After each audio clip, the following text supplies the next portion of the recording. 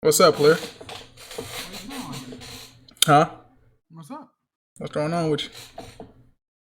Oh, you said action. Yeah, I know. What's up? You good? Yeah, what's You up? been chilling? Yeah, I'm alright. What, you can hear me or something? I thought you Been were we, trying to we get me to talk. I know we just going with the flow. Been MIA for a minute, at least together, I want right? to. You only did what, one video without me? No, I'm just saying it's been pretty much a month, right, since we did our last video together, and Probably. a lot has happened in that month, right? Mm-hmm. Uh-huh. And one of the topics we're gonna talk about today was something that happened during that time frame from our last video together to now, and that is the termination of one CM Punk from AEW. This was a move that needed to happen. There are some positives and negatives CM Punk did while he was in his time with AEW. Some of it was his doing, some of it was not his doing. So it's kind of a mixed bag, like you said before we started this video. So before we get into this topic, make sure to like, share, comment, and subscribe down below. And I'm going to add this. The amount of traction the last video about Jade Cargill got, and the subscribers that subscribe to the channel, appreciate that. Just a quick, brief 15-minute idea of how I would book Jade Cargill coming to WWE and the impact she would make. He already knows it because we discussed it last week when Rock came to SmackDown. So we was doing that this entire time. But yeah, appreciate you. It's a good idea, but with the likelihood of Vince being there, I don't know. I would love for it to happen, but I just, he just needs to go away. Honestly, for us to It's all right. experience It's cool. We the gonna product again. But I know this ain't that video, but I just want to give a little insight into what you talked about a little bit. yeah. That was my 2 cents on it. I mean, Yeah. it would be nice. I mean, I'm assuming he's still talking about her going over to Charlotte, right? The Yeah. squash, Of right? course. Um, Now hold on. I will add a caveat to it, right? There is a way that my finish, the way I will book it, will work a reverse way, meaning Charlotte won't be a babyface. The crowd will be just happy to see her get squashed in the manner that I suggested. So there is a caveat to that. So that I could mean, happen. when we were So don't be talking shocked if about it it, do. I agree with you. It just like it's like Charlotte doesn't know how to be, like a different like a different aspect without going for a title match or something. It's like what I mean. Like at this point, it's like mildly annoying, but you already know what you get with her. It's like she can just cash in for a title shot at any time. It's not fair, but it's like if she ain't in a championship picture, she don't know. They don't know what to do with her. Like she really hasn't had a character since she. Her, her character's the typical Rick for her daughter. I'm better than you. Woo woo woo, whatever. And she's what, a 15 or 14-time world champion, something like that. But you can tell that like those world title reigns don't really hold that much weight to them, like especially in the last couple of years. Um, so he just wanted the title just to break the record. But anyways, let's get on with this video. Yeah, but appreciate y'all for the traction y'all gave towards that video and the subs that subscribe to the channel for that. But let's get into our topic today, right? CM Punk, AEW. Now, CM Punk, I know where I was when he returned on Rampage 2 years ago. It's crazy that it's like 2 years ago almost. Well, it's past a month, but like 2 years ago in August, and when he returned, I had just left my old job. About to be starting a new job at the time. Then Rampage hit in Chicago. One of the greatest moments in wrestling history was him coming back after 7 years of being gone at the time. Yeah. It was like astronomical too. Yeah, know, it was written on his face that night.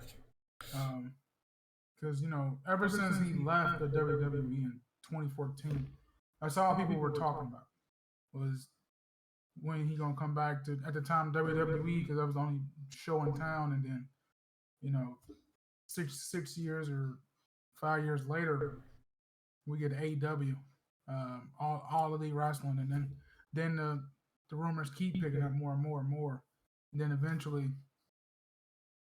um, he debuts.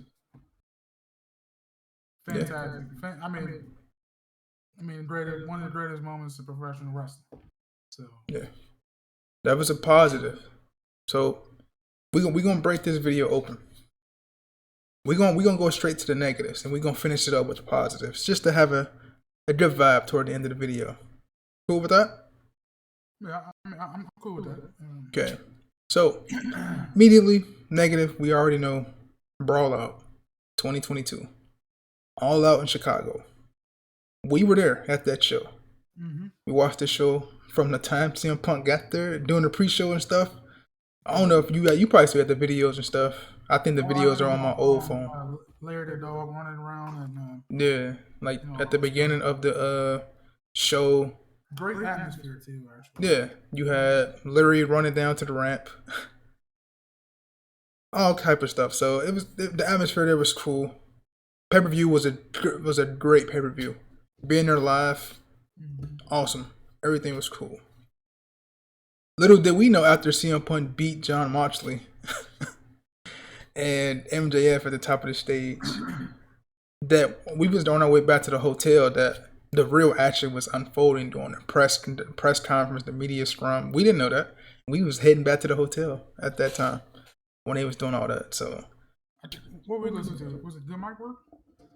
It was somebody else listening to it was good mic work. It was good mic work. And we got there. We was getting ready to go to sleep, and then all you hearing is CM Punk at the press conference talking about the elite and executives can't manage a target and this and that. Y'all know it was the hottest story all last year. Brawl Out happens.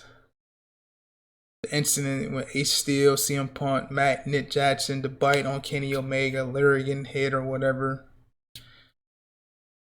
That whole situation was crazy and ridiculous. Crazy. Unprofessional. The best word I could put is really unfortunate, because it led to his termination eventually. All right, so the incident with Jungle Boy. Let's go ahead and get into that. So a few months before All In, right? Jungle Boy was planning for vacation, and he wanted to do a spot with some glass to write him on television. And CM Punk objected to that idea, saying it was stupid, which I agree with CM Punk. It was a stupid idea because you can further injure yourself with real glass instead of gimmick glass. If you want to write yourself off TV, it's better off to do it with gimmick glass as opposed to real glass. Don't just do a fucking spot just for the sake of doing it. You don't know what can happen. You can hit an artery. You can be out longer than intended. And they give you this push as Jack Perry now as a heel. So you don't need to do that. So I agree with CM Punk there. So we get to all in, right, in Wembley. And you got Hook versus Jack Perry. And there's a spot with like an SUV truck, right? And did he slam Hook on the truck or something? Because I think I was making dinner at that time. Well, before that even happened, I think he threw Hook into the car. I could be mistaken. And then he just tapped on the windshield and said something in the camera and said, "Look, real glass, cry me a river."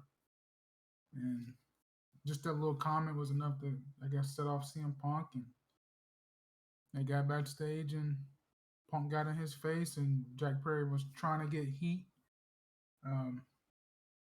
which is, I don't know, whatever. However you feel about it, I feel like CM Punk didn't probably need to get in his face or anything, but Jack Perry still didn't need to go out on, live on television and even give any credence to the backstage drama. You know what I mean? Because I don't know, whatever. Just poor decisions all around by both parties. And they get into a little physical altercation. Um, I think Punk swung at Jungle Boy and then tried to put him in a head choke or something. Everybody broke it up. Samoa Joe broke it up, and then I guess Punk lashed out at Tony Khan, and yeah, the rest was history. Yeah. I don't know, just immaturity on all aspects. CM Punk being 40 plus years old. Um, Jungle Boy, I don't know, 20s, mid 20s, early 30s, something. Yeah, Just I mean, immaturity on both ends. Even before the brawl out stuff, Hangman Page making comments in the promo. Um, who knows what the Young Bucks were saying behind the scenes, feeding Dave Meltzer, saying Punk might have gotten was it Colt Cabana taking off Dynamite? Who knows, man? Just a bunch of immaturity from guys that are supposed to be adults and professional. Uh, Tony Khan could have cut the head off the snake early on when Punk approached him about the Hangman Page promo early before all this stuff started. So Tony Khan does bear like 70% of the blame for that, him not being the owner, and just cutting that off right then and there before all the start, before all these events trickle down into what we getting into now, and eventually causing CM Punk to be terminated. Um, just unfortunate, for wrestling fans and AEW and CM Punk, because we got robbed of a lot of stuff. So yeah, that's pretty much all the negatives outside of the calling out Hangman again back in July after their collision went off the air. I don't think CM Punk needed to do that, but it was reported that he texted Hangman after that and apologized for that. So I guess that situation was rectified. So that's really most of the negatives when it comes to CM Punk and AEW, really. And I actually thought him and Samoa Joe had one of the best matches at All In Wembley. I thought they was pretty much the best match till you get to like the main event with MJF and Adam Cole. But let's get into some of the positives. You were listening some positives off earlier. I'm gonna let you keep listening them off. Go ahead. um,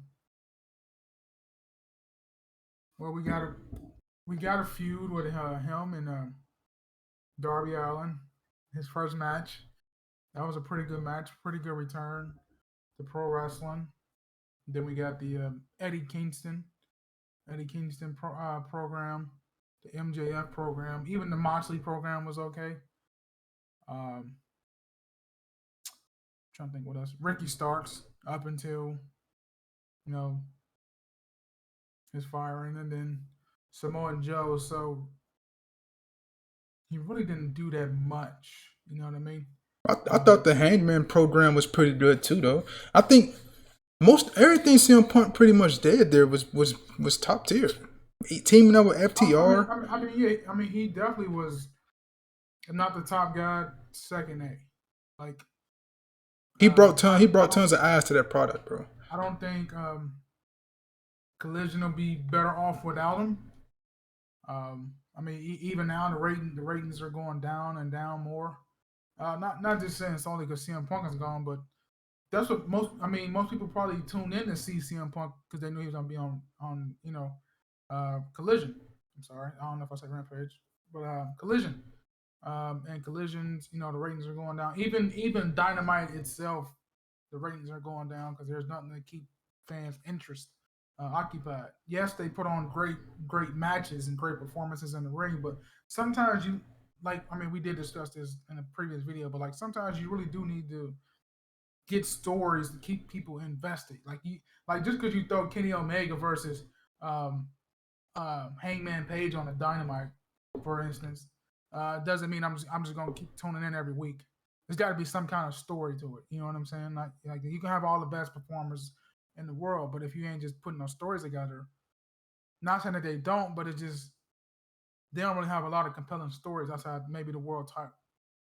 You know what I mean? And what CM Punk was probably doing most cases it was always compelling because, and then especially after the brawl out incident, everybody wanted to see what he was going to say or what he was going to do next, which can be a good thing or a bad thing.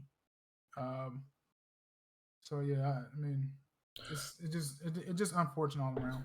I It's mean, very I don't really. At this point, you can't really pay attention to the ratings and numbers when it comes to Collision because they going up against like college football and shit like that. So the numbers gonna be down regardless for because they up against sports. So I don't really play a like look at the numbers per se as like a factor. I'll say wait until like football season is over, then you make the judgment on those type of things.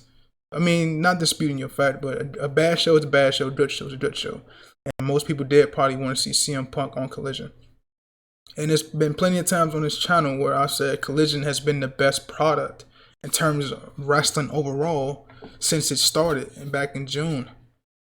Whether you want to include Monday Night Raw, SmackDown, and Dynamite, I ain't even gonna include Rampage or NXT or anything like that. Collision was the better product overall because it presented something different. So that's a positive CM Punk brought to the company.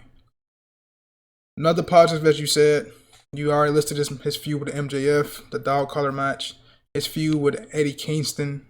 That match was pretty dope. I think it was it Full Gear? It might have been Full Gear. You had the Double or Nothing match where he won the championship from Hangman Page. I thought that was a pretty cool little match and feud they had there. That's what sparked everything. That's why we're here now, because of the promo Hangman cut. But I thought that feud was pretty good.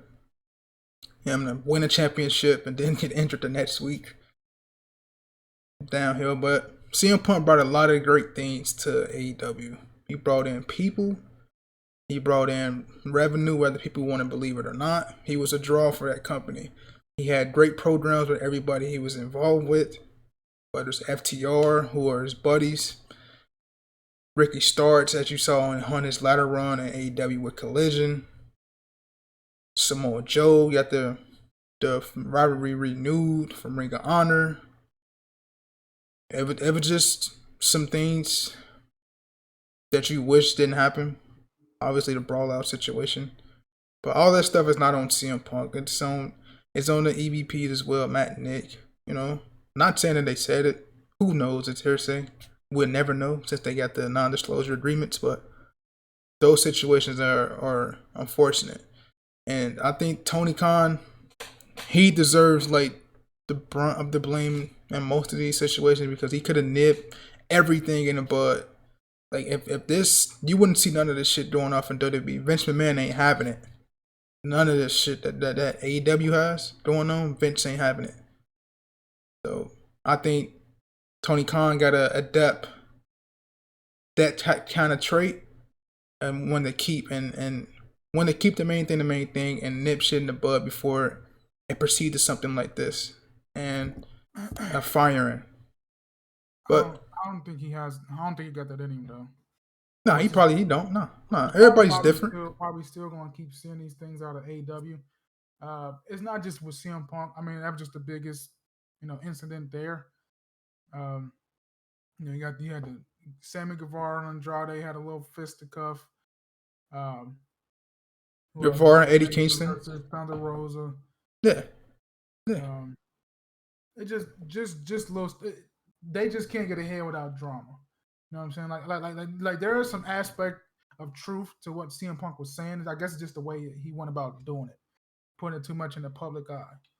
You know what I mean? I mean, people fight all the time at work. They used to fight all the time back in the day in the Attitude Era. It's just now that everything's magnified with the internet and everything. Everybody knows everything. So I mean, sometimes that stuff could be good. In this case, it just was bad because there was no accountability on nobody end. That goes from the EVPs, the Young Bucks, even Kenny Omega, um, Tony Khan, CM Punk, Jungle Boy, all that stuff. They just have to be more adults there. I mean, they have veterans there: Moxley, Jericho, Danielson. Like these guys have been in the WWE system. Yes, the WWE system is more like I don't know, compressed for lack of a better word. But sometimes you need a little bit of structure. You can't just let the prisoners run in the asylum. You know what I mean? Yeah. That's just the case of AEW. I feel like when somebody starts taking accountability and Tony Khan starts putting his foot down, which I don't think he has that in him because he's too much of a fan. He's a fan first and not a boss second. So I think we'll just keep getting like this little bit of drama peeping out of AEW every now and again. Just unfortunate, but just unfortunate that we didn't get CM Punk, on a bigger scale than AEW, and we gonna miss out on some more key matches. Now, I mean, I guess going forward with CM Punk, the rumors are already starting about him going to WWE, which is, if there's money to be made, which there is money to be made there, just up to Triple H and the big bosses up there, and see what they want to do, and if they want to get in the CM Punk business, we'll see. Yeah. I for one think he will go to WWE because WWE, if it made money, it made sense. So I think they'll put their issues behind them, and we will get CM Punk some form or fashion in WWE working a program with someone, whether it's Cody or whoever. But I can see CM Punk there, maybe towards WrestleMania season. That's when the rumors will start sparking up for sure. Will he debut in the Rumble? Who knows? But I think we'll get CM Punk there. And I think WWE probably will have him like on a per appearance deal. He won't do like no lengthy like contract run. I don't believe, because I don't think WWE will want that type of headache around as much. He can do like a Brock Lesnar type of deal here and there. He'll probably do like a maybe they for sure don't give him a multi-year deal because they're not just gonna let him just pop in and out. As far as I think you kind of saying like schedule kind of wise. That's what you're saying, right? Yeah, I think it'll be like a month, like it could be like a 3-year deal, just like a Brock Lesnar S schedule or like a Roman Reigns S schedule. Make them a special attraction. So like when you get SummerSlam, Rumble, and WrestleMania and all that going, boom. Who knows? Survivor Series is in Chicago, so Yeah. we'll see. All right, man. We just wanted to touch up on your little 2 cents on the CM Punk situation, and I think good things are heading for CM Punk's way in terms of like wrestling. So if you enjoyed the video, make sure to like, share, comment, and subscribe down below, and we will see you guys for another video.